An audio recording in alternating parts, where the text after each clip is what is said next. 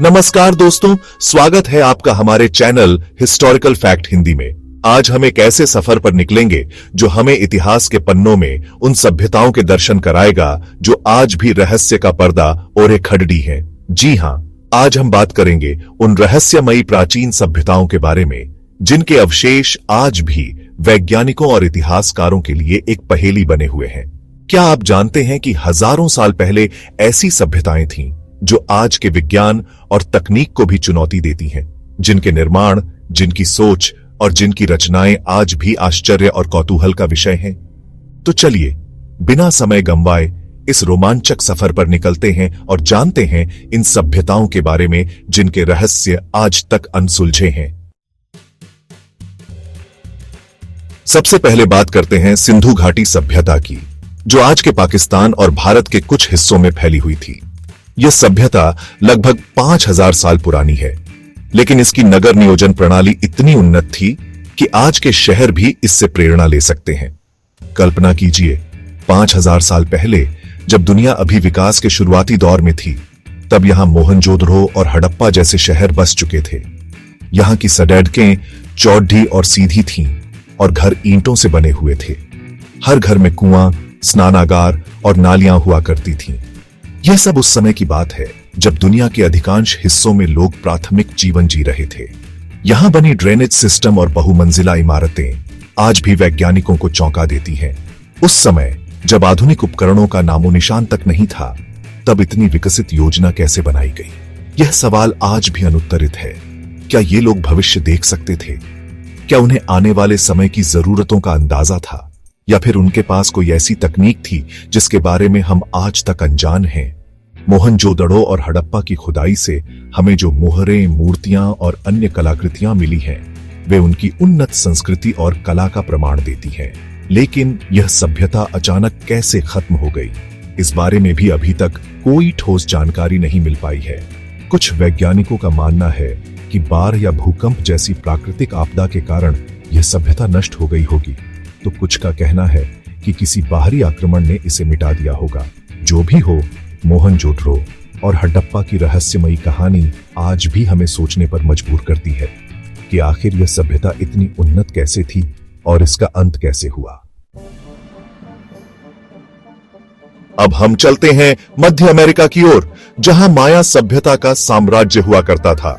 यह सभ्यता अपनी कला, वास्तुकला और गणितीय ज्ञान के लिए प्रसिद्ध थी, लेकिन माया सभ्यता अपने रहस्यमयी कैलेंडर और भविष्यवाणियों के लिए ज्यादा जानी जाती है। माया सभ्यता ने एक ऐसा कैलेंडर बनाया था जो आश्चर्यजनक रूप से सटीक था। यह कैलेंडर सूर्य और चंद्रमा की गति पर आधारित था और इसमें ग्रहों की गति का भी ध्यान रखा गया था। यह कैलेंडर इतना सटीक था कि यह आज के आधुनिक कैलेंडर से भी ज्यादा सटीक माना जाता है। माया सभ्यता ने अपने कैलेंडर में भविष्य की घटनाओं के बारे में भी भविष्यवाणियां की थीं। उनकी सबसे प्रसिद्ध भविष्यवाणी थी 2012 में दुनिया के अंत की। हालांकि यह भविष्यवाणी गलत साबित हुई, लेकिन इसने दुनिया भर में लोगों को सोचने पर मजबूर कर दिया था।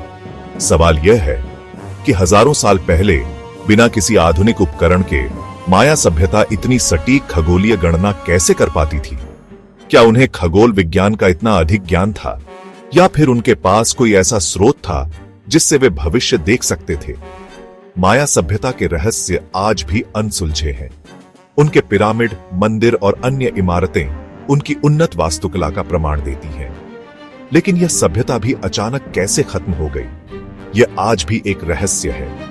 कुछ लोगों का मानना है कि जलवायु परिवर्तन के कारण यह सभ्यता नष्ट हो गई होगी, तो कुछ का कहना है कि आंतरिक कलह ने इसे खत्म कर दिया होगा।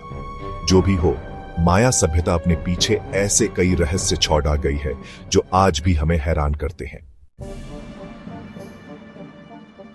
चैप्टर 3, मिस्र की पिरामिड्स का रहस्य। मिस्र, पिरामिडों का देश। जब हम प्राचीन सभ्यताओं की बात करते हैं तो मिस्र का नाम सबसे पहले आता है। मिस्र की सभ्यता अपनी शानदार संस्कृति, विशाल पिरामिडों और रहस्यमयी फिरौनों के लिए जानी जाती है। मिस्र के पिरामिड आज भी दुनिया के सबसे बड़े रहस्यों में से एक हैं। इन पिरामिडों को हजारों साल पहले फिरौनों के मकबरे के रूप में बनाया गया था, लेकिन सवाल यह है कि आखिर इतने विशाल पिरामिडों का निर्माण कैसे किया गया होगा। गीजा का ग्रेट पिरामिड जिसे 4500 साल पहले बनाया गया था, अपनी परफेक्शन के लिए जाना जाता है। इस पिरामिड को बनाने में लाखों टन पत्थरों का इस्तेमाल किया गया था और हर पत्थर का वजन कई टन था। बिना किसी आधुनिक मशीन के इतने भारी पत्थरों को ऊपर कैसे उठाया गया होगा? यह एक ऐसा सवाल है जिसका जवाब आज तक कोई नहीं ढूंढ पाया है। कुछ लोगों का मानना है कि मिस्रवासियों ने इन पिरामिडों को बनाने के लिए रेत के टीलों का इस्तेमाल किया होगा, तो कुछ का कहना है कि उन्होंने किसी तरह की लिफ्टिंग तकनीक का इस्तेमाल किया होगा। लेकिन सच्चाई यह है कि आज तक कोई भी थ्योरी इस रहस्य को पूरी तरह से सुलझा नहीं पाया है।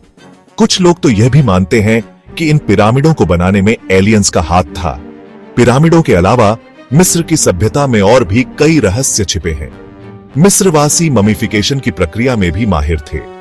वे अपने मुर्दों को इस तरह संरक्षित करते थे कि वे हजारों साल तक सुरक्षित रह सकें।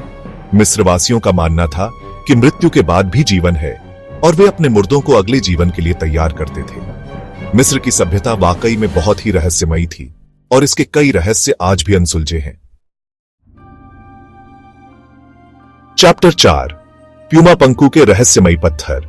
अब हम दक्षिण अमेरिका चलते हैं, जहां बोलीविया में एक ऐसी जगह है जो अपने रहस्यमयी पत्थरों के लिए जानी जाती है।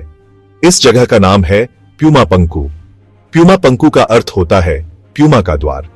यह जगह समुद्र तल से लगभग 13,000 फीट की ऊंचाई पर स्थित है और यहां पाए जाने वाले पत्थर वैज्ञानिकों के लिए आज भी एक पहेली है। इन पत्थरों को इतनी सटीकता से काटा गया है कि ऐसा लगता है जैसे इन्हें किसी आधुनिक मशीन से काटा गया हो। कुछ पत्थरों का वजन तो सैकड़ों टन तक है और उन्हें इस तरह से जोड़ा गया है कि उनके बीच एक बाल भी नहीं जा सकता। सवाल यह है कि आखिर हजारों साल पहले बिना किसी आधुनिक उपकरण के इतने बड़े और भारी पत्थरों को इतनी सटीकता से कैसे काटा गया होगा? कुछ लोगों का मानना है कि प्यूमा पंकू का निर्माण किसी प्राचीन उन्नत सभ्यता ने किया होगा, जिन्हें पत्थरों को काटने और उठाने की उन्नत तकनीक का ज्ञान था। कुछ लोग यह भी मानते हैं कि इसमें एलियंस का हाथ हो सकता है। प्यूमा पंकू के पत्थरों पर कुछ अजीबोगरीब नक्काशी भी की गई है। कुछ लोगों का मानना है कि यह नक्काशी किसी प्राचीन भाषा में लिखी गई है और अगर हम इस भाषा को समझ सकें तो हमें पृथ्वी और मानव सभ्यता के इतिहास के बारे में और भी जानकारी मिल सकती है। प्यूमा पंकू एक ऐसा रहस्य है जो आज भी वैज्ञानिकों को चुनौती दे रहा है। यह हमें सोचने पर मजबूर करता है कि क्या हमारी पृथ्वी पर हमसे पहले भी कोई उन्नत सभ्यता रह चुकी है।